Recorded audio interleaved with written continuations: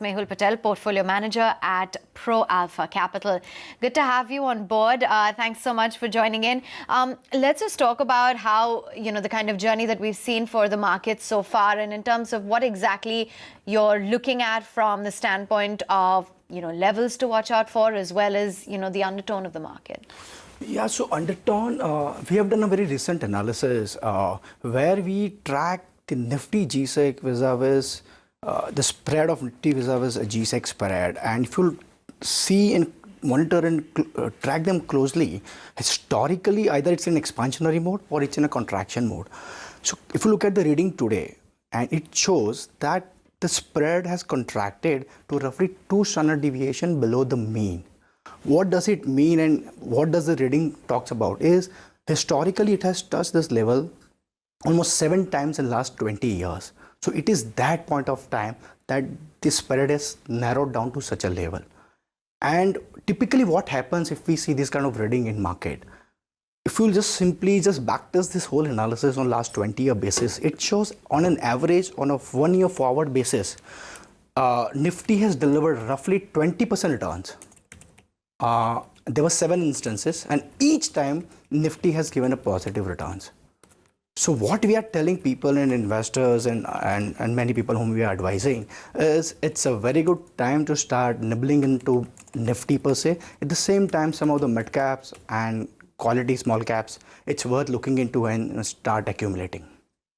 Okay, it's an interesting analysis that you made there, particularly at a time when I think everyone is also tracking what's happening on the GSEC and bond side.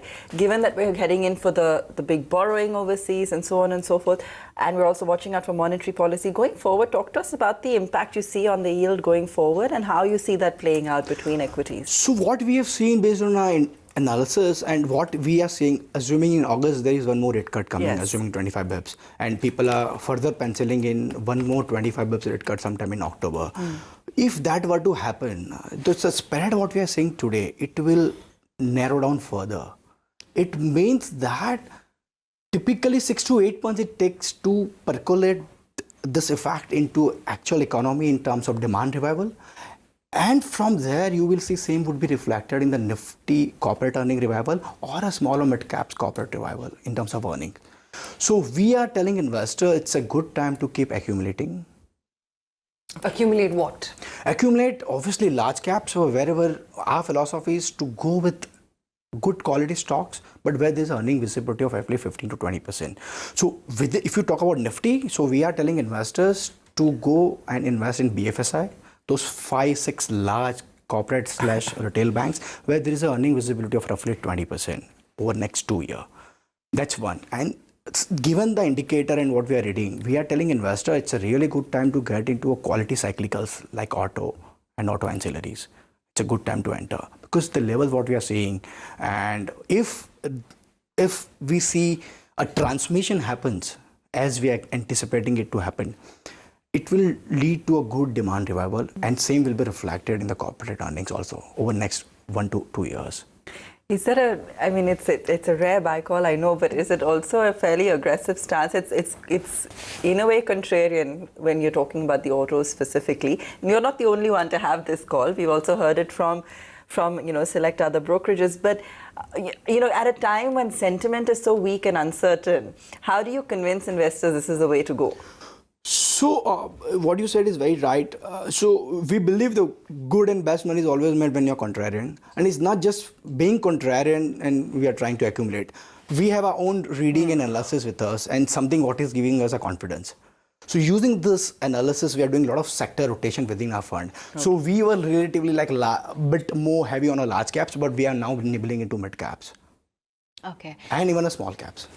But quality, so 3 important parameters is quality, growth and reasonable price, something what we don't compromise 20% with. growth in a market like this? In fact, you look at the Nifty growth next year, it's showing 25% just because 4 banks are contributing 15% growth in Nifty. If just 4 banks. So you've touched upon banks, you've spoken a little bit about autos. Where else is it that you see opportunity given that you're talking about these mid and small caps? So when I talk about 20% earning growth, today we find specialty chemical is a good space to enter into. There are a couple of names, I won't be able to name the companies, but there are a couple of good specialty chemicals. It's worth entering But into. most of these stocks are sitting at all-time highs in any case. So, So- do you really see a big beta play coming in from here?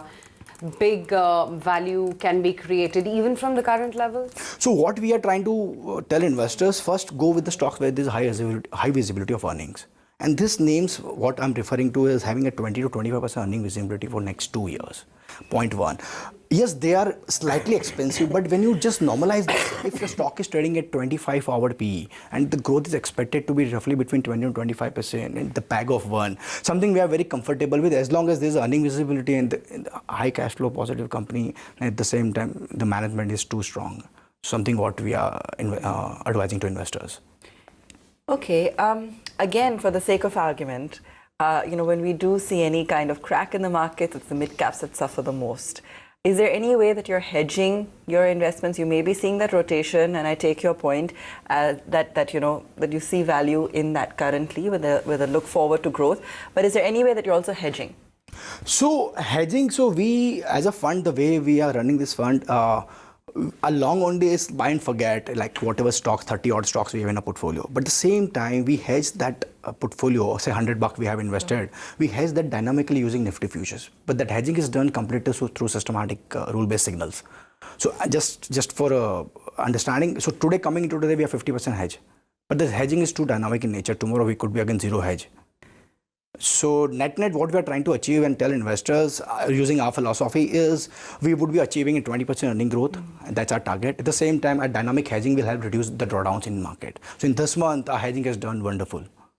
Okay. And on the two-wheelers, you said which are the ones you're focusing on? So philosophy is very clear, stay with the leader. So among the order, if you say four-wheeler, two-wheeler in the CV, so our preference is the four-wheeler first, where we see that structural demand is not shaken or the modes are not shaken. So there is one clear leader when you say four-wheeler. So that's one. And within two-wheeler, we are going for premiumization. Wherever the company who is in a premium position to capitalize and have a better pricing power. Sure. So we are buying those stocks.